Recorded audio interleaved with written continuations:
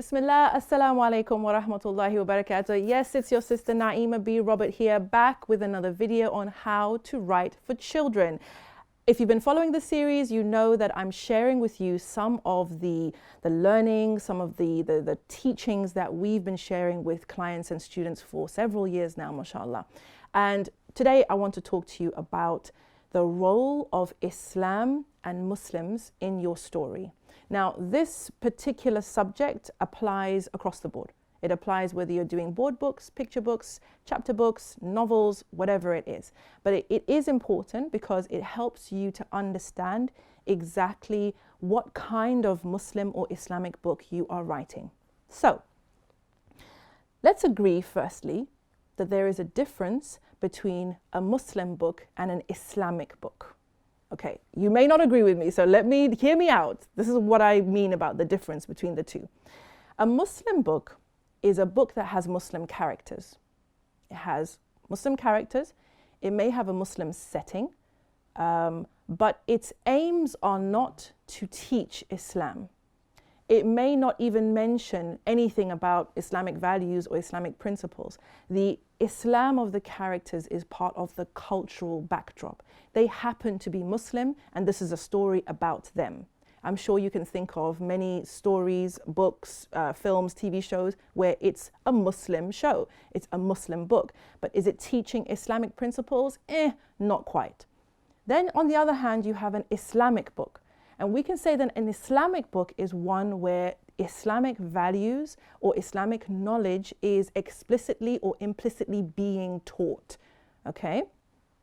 The Islam of the characters is front and center. It's a major part of their character. It's a major part of the plot. It may be a major part of the themes.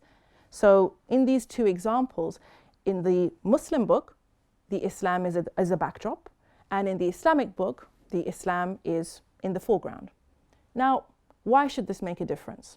Well, if you want to put a book out there, and especially if you want to work with a publisher, it's really important to be aware of which book you're writing, because these two different types of books appeal to different audiences, and most importantly, they appeal to different types of publishers.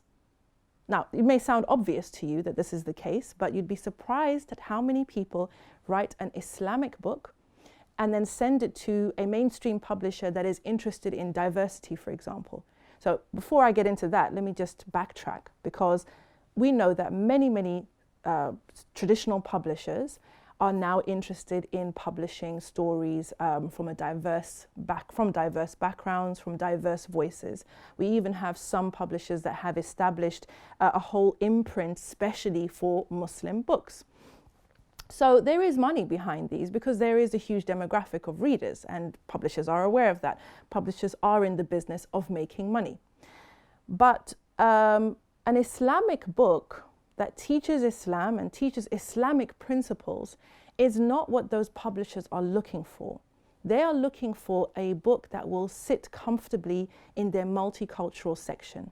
So that book is not going to be one that is a book of da'wah or a book that is, differentiating Muslims on the basis of their Islam, or even just too Islamic.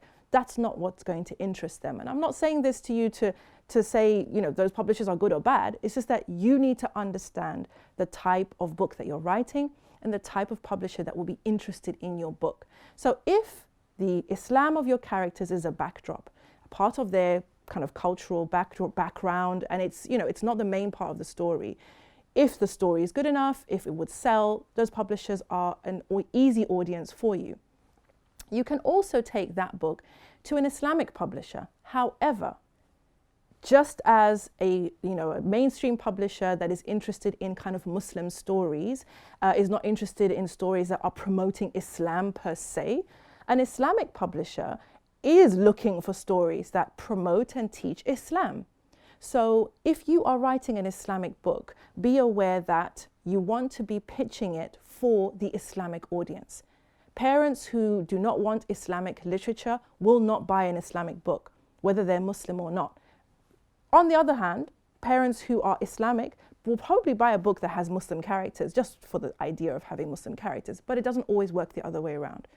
My point is this: get very clear on your goals for your book. Because I've worked with many sisters who were hoping to get a deal from a traditional publisher, and they know that that traditional publisher is looking for diverse voices, is trying to be representative, and maybe has even asked, we want more Muslim authors. And they try to pitch an Islamic book to that publisher. That's not what they're looking for. So just be aware of that. If you're writing an Islamic book and your goal is to teach Islam and to propagate Islam, you need to be looking at Islamic publishers, publishers where their goals align with the goals of your book. So I hope that makes a difference, that makes some kind of sense to you, and maybe allows you to see kind of the story that you're working on, you know, where does it fall? Remember that just because you are a Muslim author doesn't mean that you're writing either of those. You could not be writing a Muslim or Islamic book. Your book could be a very general story that appeals to everyone.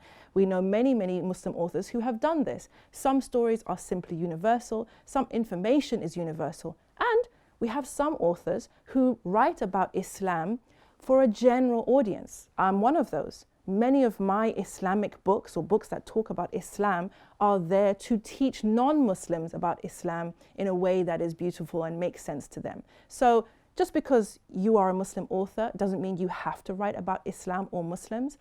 Just come up with a fantastic story, do it really well, and find the right publisher for that story. And if you are writing a story with Muslim characters or with an Islamic theme, be aware of where you fit in the market and set your sights on the publishers that are looking for what you are doing, inshallah. And I hope that that makes sense. I hope that that's helpful. Hope it clears up some misconceptions.